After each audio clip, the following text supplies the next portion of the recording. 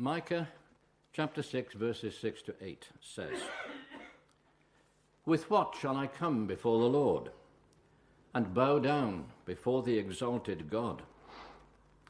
Shall I come before him with burnt offerings, with calves a year old?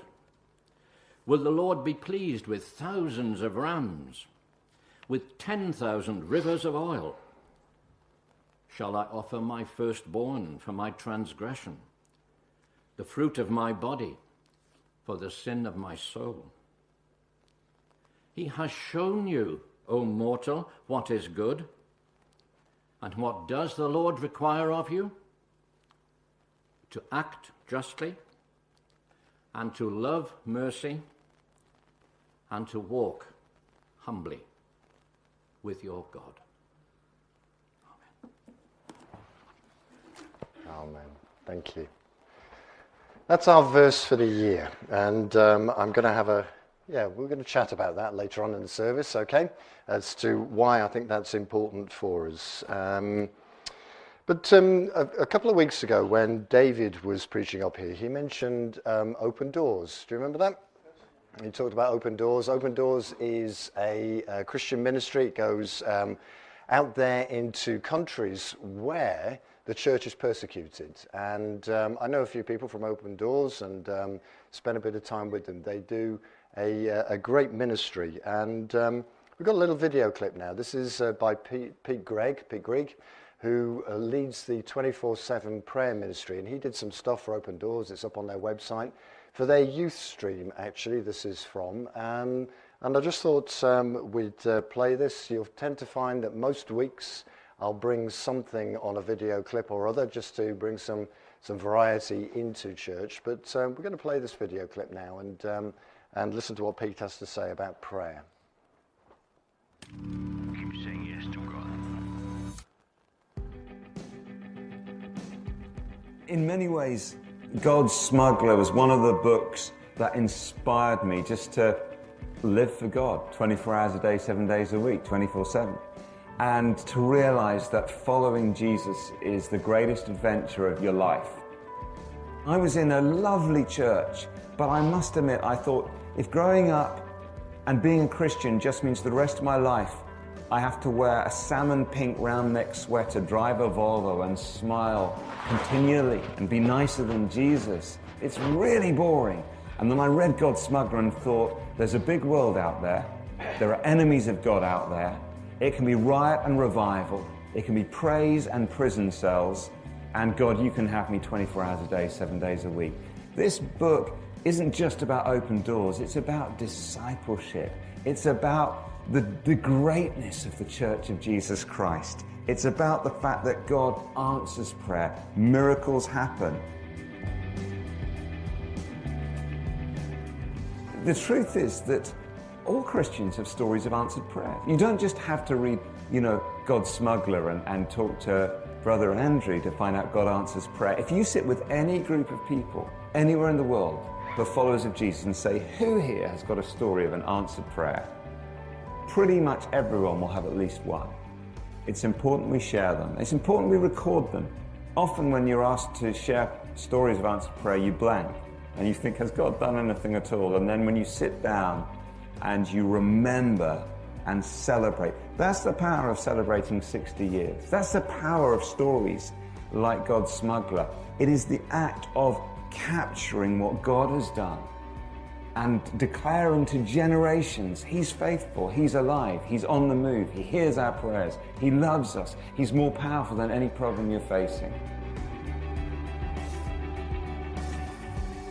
I've never regretted a single yes that I made to God.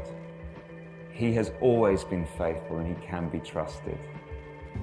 I've often regretted the times I said no to opportunities that God was bringing my way.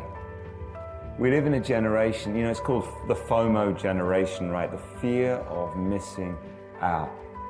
The way you can guarantee that you will miss out in life is if you fail to say yes to the things God brings along. It may be scary to say yes to God when He asks you to take a stand for Him or go on a mission team or speak up for Him or whatever. But far scarier is the idea that you don't say yes to the one who has the perfect plan for your life. So let's live a little, let's take a few risks, let's get a little bit dangerous, let's live the adventure, let's move from survival to revival. Let's begin to imagine that following Jesus could be the most dynamic, most dangerous, most wonderful, most exciting, most terrifying, most fulfilling way you can possibly live. Say yes to Jesus. He has shown you, O mortal, he has shown you. And he's shown you what is good. What does the Lord require of you? To act justly, to love mercy, to walk humbly with your God. The Message translation puts it like this. It says, he's already made it plain how to live, what to do, what God is looking for in men and women. It's quite simple. Do what is fair and just to your neighbour. Be compassionate and loyal in your love. Don't take yourself too seriously. Take God seriously. I like that bit. Take God seriously. Do we take ourselves a bit seriously sometimes? Yes, we do, don't we? We do. I know I do. And sometimes it's about taking God seriously. Justice, mercy, and faithfulness. When we read our Bibles, we often overlook the minor prophets. They're minor not because what they've got to say is less important. They're minor, I guess, because their stories are a bit shorter in the Bible, really, as opposed to the big noise prophets, Isaiah, Jeremiah, Ezekiel, Daniel, people like that.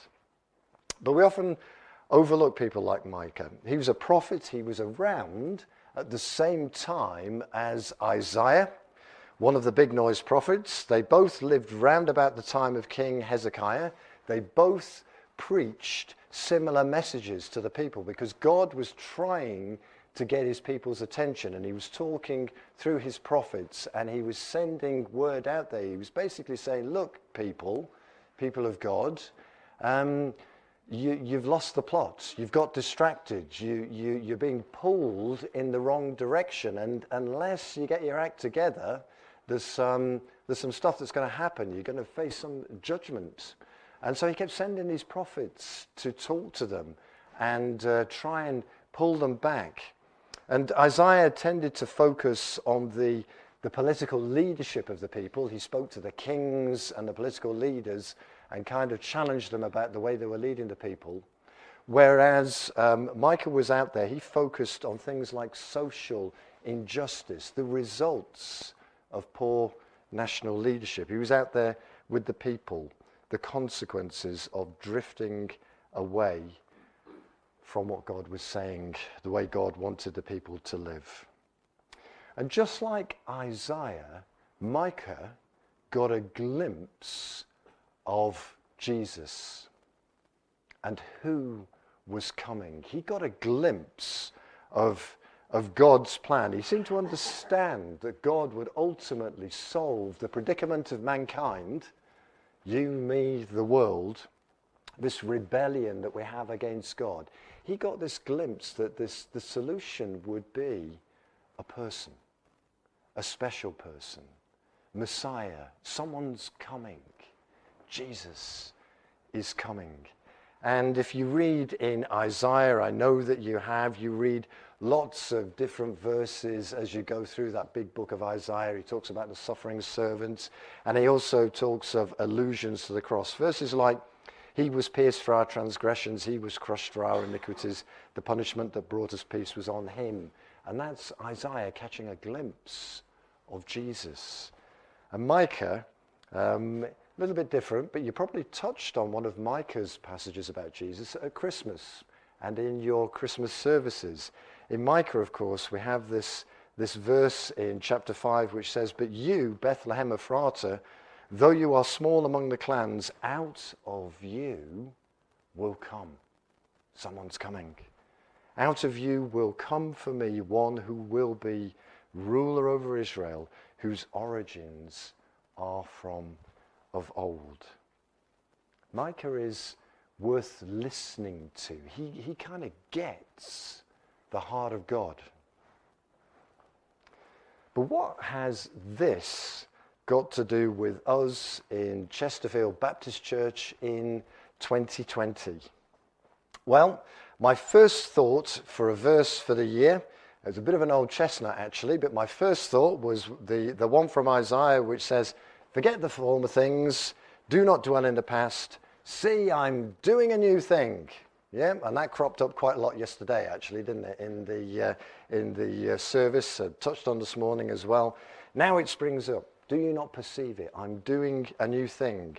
And in emails with Blythe, I popped that one in my email and kicked that one about. But as I thought and prayed about it, the more I pondered, I actually became a little bit uncomfortable about that one, because I had this sense of, am I being a bit presumptuous? Is it a bit presumptuous on my part to say that God's going to do that? Yes, he is doing a new thing, but at this moment, do we understand what it is? Can we see it? Have we got any shape to it? Can we put some words to describe it? Are we in that place where together we've discerned what God is inviting us to do? What is God inviting us to do? And it was as though God was saying to me, and this is me kind of paraphrasing what I felt was going on, it was as though God was saying to me, draw close, just draw close and check in with me. Check in with me, be still before me. Remind yourselves of who I am. Remind yourselves of who I am. Remind yourselves of what pleases me, how I work. And then we'll do some new things together. Are you up for checking in with God? Are you up for praying together and petitioning and saying that we're available? We're available. Give us a lead. Help us to see what's happening around us, what you're doing and what you want us to join in with.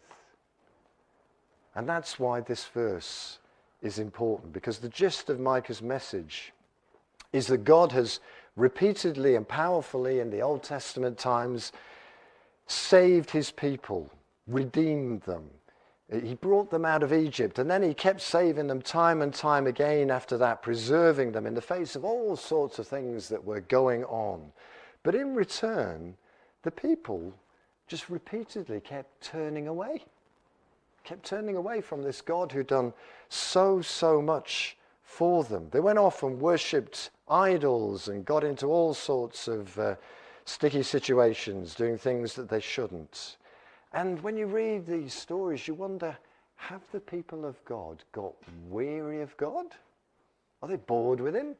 That they keep disobeying in this way? Have they started just taking God for granted and being quite flippant about, oh, well, God will save. That's what he does. We can do it again. He'll save us. Are they kind of abusing this faith thing that they've got? And it's kind of a trait that's in the world today. Religion is being dissed quite a lot actually out there, isn't it? It's being put on the side, and political correctness is becoming the new idol, if you like. We've got to be careful that this stuff doesn't leak into church, because God is saying, people, my people, draw close, work with me and in my ways. Draw close. And I think that's what he wants us to do. And speaking to the people, Micah asks, speaking on behalf of the people, he asks God, what can be brought?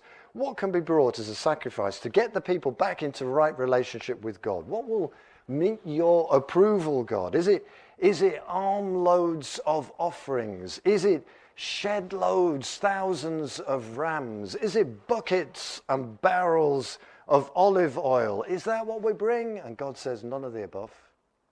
None of the above.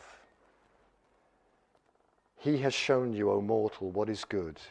And what does the Lord require of you? To act justly, to love mercy, to love it, to love mercy, and to walk humbly with your God. Folks, this is all about the heart, what goes on in here. God is looking not so much at us as in us. He's looking in us, and he's looking for qualities that mirror his own, that reflect his heart, the evidence we're allowing him and his will to reign in our hearts and our lives, shaping us, shaping our priorities. Holy living is how one commentator describes it. Do you know one of the things that caught my eye when I first came here? So I popped over in June and then we were back in September. One of the things that caught my eye about Chesterfield Baptist Church, the preacher mentioned it yesterday as well in his preach, because it caught his eye, caught David's eye as well. It's right at the top of your news sheets. Our vision. Our vision. And I've got to say to you folks, that is an ambitious vision. Don't you think? Don't you think? Now you wrote it, okay? You've just employed me to come along and help do it. You wrote this, our vision, a growing church. Do you want a growing church?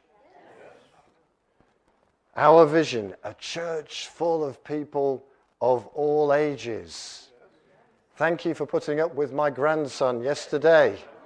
He was charging around, bouncing off every piece of furniture that he could find, I think. He had a great time. And here's a little story as well. Two of the other grandchildren, his older brother and sister, came along, and fair play, they behaved quite well. They were sat at the back and all the rest of it. They think this church is fantastic, okay? Because somebody gave them £1 each at the end of the service for good behaviour. Okay? So they think this is the church they're going to come to for pocket money, okay? I'm actually surprised they're not here this morning for another £1. But there we go. A church full of people of all ages. And that will bring its challenges. Yeah? It will, won't it? Because children do what children do. And us older ones do what us older ones do. And we do it differently. But we're going to bear with that. And so there's something about getting our heads round some of the stuff that will come with this. And equipping and sending church. And equipping and sending church. Recognizing that there's something in people that is worth nurturing and developing and growing and building up, equipping, and then sending them on, blessing somebody else with those gifts, and then doing it again with somebody else. Yeah? This is all great. It's good stuff. It's high challenge. No pressure. What a vision. What a mission. And we need God to guide us. In the Old Testament, when Moses and various people had built the tabernacle, and it happened again later on with the temple, but they followed God's instructions and they built the tabernacle and they put it all together and all the rest of it, and they did it and they built this amazing thing, and then the glory of God descended and filled the place. And the people did two things in quick succession. They said, "Wow, awesome," and then fell straight on their faces and worshipped because God had showed up. We want God to show up, don't we? Yeah? We do. We do. And when God shows up, he speaks for himself to the community around. Things happen. Things happen. And this is what we're after. A growing church, church full of people of all ages, an equipping and ascending church would be awesome. Awesome. It would be a move of God. And we'd be amazed. And we'd fall on our knees. And we'd worship. We'd worship. Do you know where revival starts? Revival starts in the church when the people recapture a vision of God. That's where revival starts. Prayer and in the church. I'm getting carried away already, so I better kind of bring this into land because we've got communion as well. Justice and mercy are words we come across a lot in the New Testament. We say them a lot in church, we say them a lot in our prayers. We understand that in the most basic sense, justice is receiving what we're owed. It's that balance of rule. But conversely, mercy is receiving good when we are not owed it, when we deserve something else. And this distinction is important, helps us understand the gospel. The good news of the gospel is that God has shown mercy through Jesus Christ. The gospel is so great and wonderful because God gives us the exact opposite of what we deserve. There's justice on the one hand, what we deserve, and there's mercy, which is what we get from God. We get a second chance, don't we? Yeah, that's what the gospel is. Second chance. He forgives those who actually deserve justice. And the wonder is magnified because God also satisfied the justice thing by Jesus going to the cross in our place. At the cross, mercy and justice meet. God so loved the world that he sent his only son. And so when Micah says, act justly, Micah's connecting with this thing. He's in mind doing what is right and fair between people before God. And loving mercy is about recognizing we are beneficiaries of mercy ourselves every day. So how can we not practice it as part of being faithful to God? Being like God.